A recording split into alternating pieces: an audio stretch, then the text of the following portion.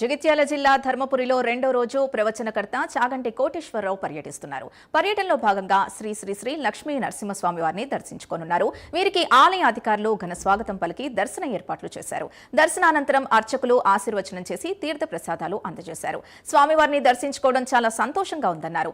ధర్మపురి క్షేత్రం బాగా అభివృద్ధి చెందిందని ఆయన అన్నారు. ప్రతి ఒక్కరూ స్వామివారిని దర్శించుకొని ఆయన కృపకు పాత్రులు కావాలని కోరారు.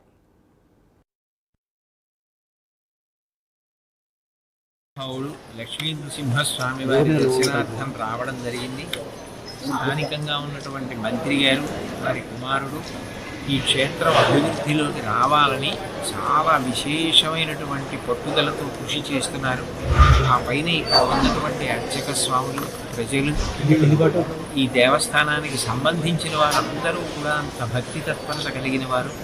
నిజంగా కూడా చాలా అపూర్వమైన దేవాలయాలలో ఇది ఒకటి. మనిషి కోరుకునేది దీర్ఘాయుర్దాయం. ఆయుర్దాయం ఉంటే కదా శరీరంతో ఏదైనా ఆచరించి ధరించడం.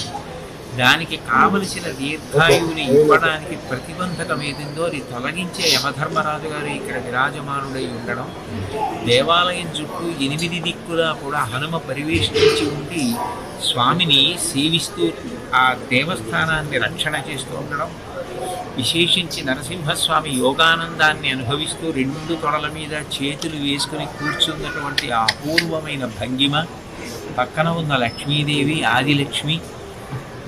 ఇంత గొప్ప దేవస్థానం చాలా అరుదైనటువంటి దేవాలయం, చాలా చాలా అరుదైన దేవాలయం. ఇంత గొప్ప దేవాలయం మనకి ఇంత సమీపంలో ఉండడం, ఇక్కడ సేవించుకోగలగడం నిజంగా పూర్వజన్మ సుకృతం ఉన్న వారికి మాత్రమే సాధ్యమయ్యే విషయం. అందరూ ఆ భగవంతుడికి నమస్కరిస్తే ఆయన దర్శనానికి అవకాశాన్ని, అర్హతని కటాక్షిస్తాడు.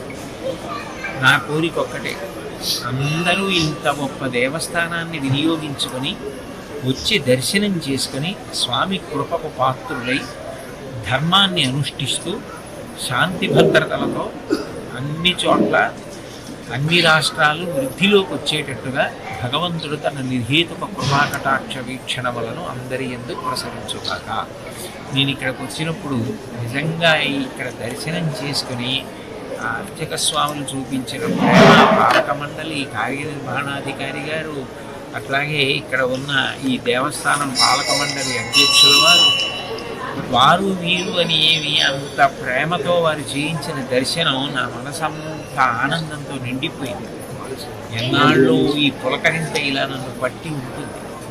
అందరి యొక్క అభ్యున్నతి కొరకు ఎన్నో పూజలు, ఎన్నో హోమాలు, ఎన్నో కార్యక్రమాలు, కళ్యాణాలు జరుగుతున్నాయి.